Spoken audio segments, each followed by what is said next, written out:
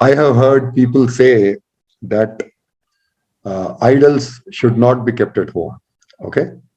Now, I have heard people say that, however small or big, no idols at home, no idol worship at home. Okay. But then I had not heard any such instruction or advice from Swamiji. He never objected to keeping or worshipping idols at home.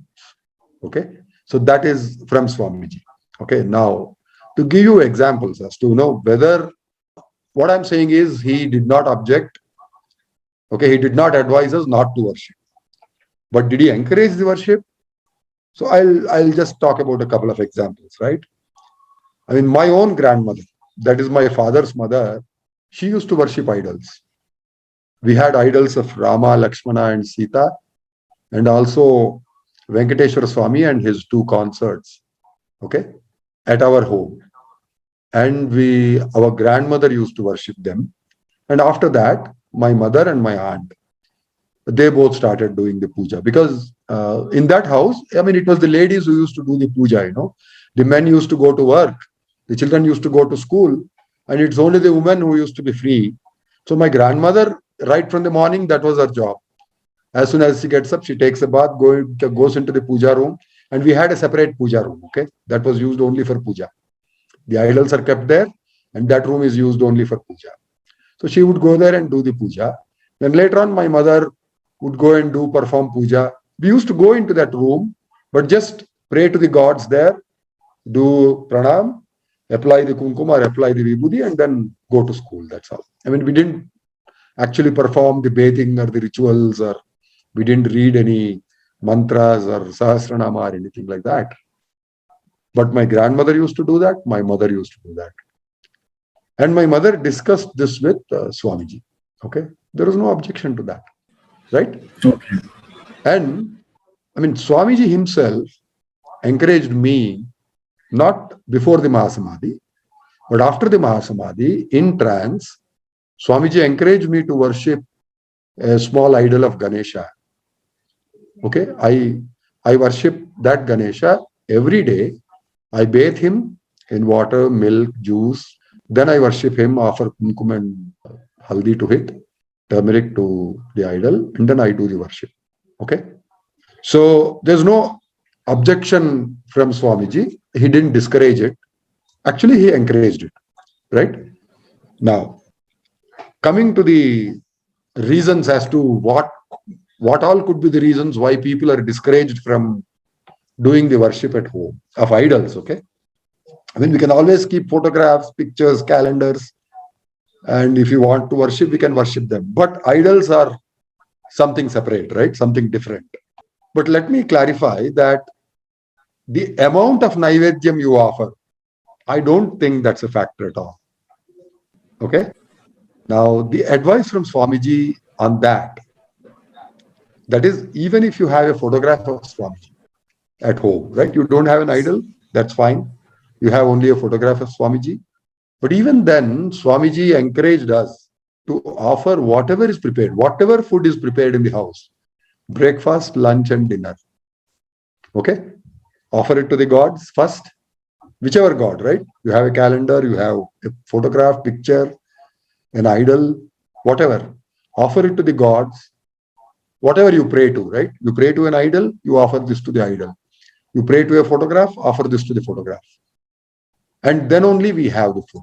After it is offered to the gods. Okay, so we consider it blessed by gods, and then only we have the food. Okay. Now, not only that, I mean, I offer everything. No, whether it is tea, coffee, juice, milk, or even snacks, whatever is prepared, first it is offered to Swamiji, and then only we have it. Okay, so this is advice from Swamiji. So if the Naivedyam is the issue, then we have a clear answer from Swamiji. It's not an issue. Whatever we prepare for ourselves, we can offer that to God. Now, let us look at what other reasons can be. Okay, now one thing that I can think about is, in many homes, they prepare non-vegetarian food, right? Meat, fish, egg, chicken, whatever. That cannot be offered to gods. That cannot be offered to Swamiji also. No non-veg food to Swamiji, okay? Swamiji was very clear and very strict about that no non-veg food should be offered to Swamiji. So that could be one of the reasons why people don't encourage idols to be kept in the house, because if you're preparing non-veg food, then is it okay to have the gods there? Okay, so they feel bad about it. Okay, now, as in my home, right? If you have a separate puja room, maybe that is okay. Okay, but again, there are some devotees who feel that the smell may be disturbing to the gods. Okay, so this could be one of the reasons why people are discouraged from keeping idols at home. The other thing is to do with okay, let me put it this way. In most of the temples, the priests are all male priests, right? No women are allowed to go inside the sanctum sanctorum or do the decoration of the gods or do the abhishekam to gods or anything like that. Okay, now there is a reason for that, right? So when they are menstruating, the ladies are not supposed to go near gods. Clear? But that doesn't mean that ladies should not go near gods at all. Swamiji didn't tell us that rule. Okay, so the ladies in the ashram, I'm not talking about now, but in those days when we were there, we were living at the ashram, the ladies in the ashram would go to the temple and by themselves with their own hands, they used to bathe the gods. I'm talking about the idols which are there in the temple, the big idols, okay? Brahma, Vishnu, Maheshwara, Saraswati Devi, Lakshmi Devi, and Parvati Devi. I am talking about them.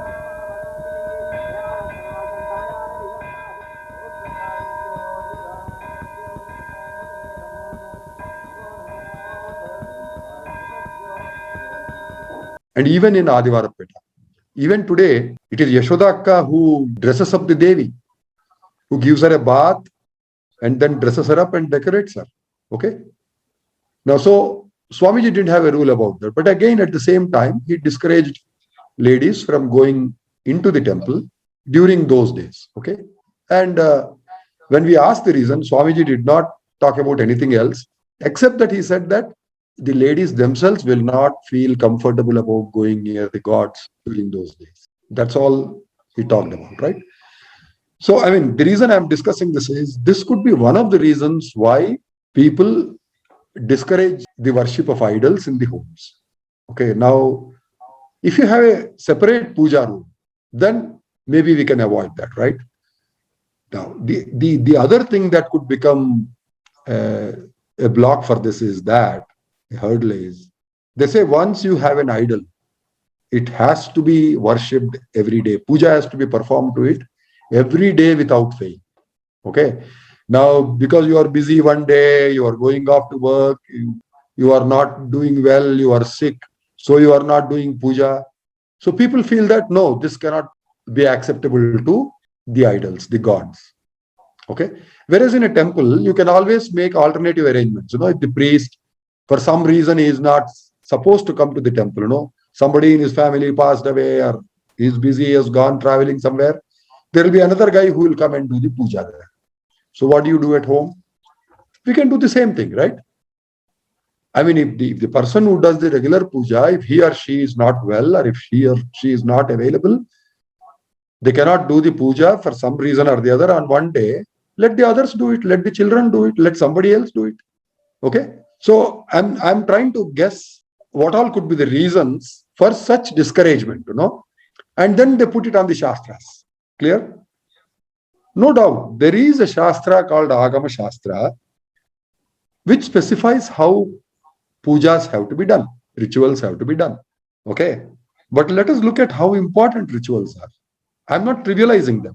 Okay? Swamiji also encouraged that. Swamiji also encouraged all the rituals that are performed in temples, okay, including mantras, including homa, including the arti, the abhishekam, everything he encouraged. Okay, he didn't discourage any of that. All that is part of the Agama Shastra itself. Okay. However, let us look at some stories that we have, ancient stories that we have. One that comes to my mind is that of Bedra Kannappa. He was a hunter. He didn't know anything about God. He was searching for some animals to hunt. Okay, he didn't find food. I mean, he's a hunter, so he lives by hunting, right? So he used to hunt for animals, kill them, and then cook the meat and eat it. That was his food. I mean, in addition to fruits or vegetables, whatever else they eat, but the main food is meat. So this guy was looking around for animals to hunt, and in the process, he happened to get into a temple. Okay, and that temple was a Shiva temple. I mean, it is the Kalahastishvara temple. Okay, Sri Kalahastishvara temple near Tirupati. It's about an hour's drive from Tirupati. It's a very famous and very popular temple now. So that is the temple he went into. Okay, so there was a priest, and the priest that day, it so happened that the main priest could not come to the temple that time. So he sent his nephew to do the worship on that day. Okay, so this guy was doing the worship, and that time this hunter gets him. He is looking for food. Okay, and that priest, I mean the boy, he looks at this hunter and then he becomes afraid. And he's a priest, right? He's a Brahmin. So he is afraid, he's scared by looking at this hunter. So he said, "What do you want? Why are you coming here?" He said, "I am looking for animals to hunt. I'm very hungry. I haven't had food for a long time now. I'm starving now, so I need some food." Okay, now this boy, he wanted to escape from there. So what he did was, "Oh, you want food? Then I'll tell you a method to get it." He said, "See this rock in front of you?" He showed him the Shivalingam. And then he said, "This is God." This guy, "What do you mean, God?" I'll tell you, okay? This is God. This God will give you whatever you want. He will fulfill any desire that you have. So now you are hungry, you want an animal to hunt, close your eyes, sit here and pray to this God, this rock. And eventually your desire will be fulfilled. You will get an animal to hunt, and so you would not go hungry. You don't have to starve. The trick was that, this guy wanted to escape from there because he was afraid of the hunter. He was afraid of the bow and arrows of the hunter. Okay. So somehow he made him close the eyes. Now this hunter, whose name was Kannappa, okay, he didn't know what that rock was. He didn't know Shivalingam. He didn't know any god, any form of god, nothing. He had absolutely no knowledge of God. But because he was starving, and that fellow told him, I mean, the priest told him that if you sit with your eyes closed and then pray to this God, he will fulfill every desire of yours, including hunger. So with that faith, he closed his eyes and then he sat in front of the Shivalingam and then he repeated the mantra that the priest taught him. So this guy, he kept his eyes closed and then he continued to pray and pray and pray until he could, right? I mean, so as long as he could. Then he got, and to his surprise, there was a rabbit there. He found a rabbit had come near him. Immediately he took the bow and arrow and then he killed the rabbit. Okay, and then he believed that this God, this rock, that had the power to show him some animal. The rock brought the animal there for him to eat. So he thought, well, I have to offer the food first to that rock, that God. I cannot have it without offering to him. So he killed that rabbit, he roasted that meat, and then he offered it to the God. So that means what? He offered it to the rock, right? The Shivalingam. And then he prayed and then he said, "Until you come and have the food, I am not going to have it." So Swamiji used to tell us, this story. And then at this point, he used to be extremely surprised. "Hey, chodavaya, Ishwarudu vachi maasam tinnadaya." He used to tell me in Telugu. Okay. So the story goes that Lord Shiva actually appeared there in front of him. Lord Shiva manifested in front of him and took the meat that Bedra Kannappa offered him. Now, so let me stop the story here. It goes on in a different direction after that. But why am I narrating the story of Bedra Kannappa? What rituals did he know? What Agama Shastra or what part of Agama Shastra was known to him? What methods and procedures and protocols did he follow to get Lord Shiva down there? Okay? So just think of it. Swamiji used to tell us repeatedly that Lord Shiva doesn't have meat. Parvati Devi has meat, it seems, not Lord Shiva. Okay, now such a Lord Shiva, Because of the devotion of this guy, and then the pure faith in him. He's sitting in front of the rock, and just because the priest told him that this is God and this God will deliver whatever you want, he developed so much faith that he insisted that unless you come and eat, I am not eating. Okay? Then Lord Shiva, who never eats meat, he had to come down and eat the meat.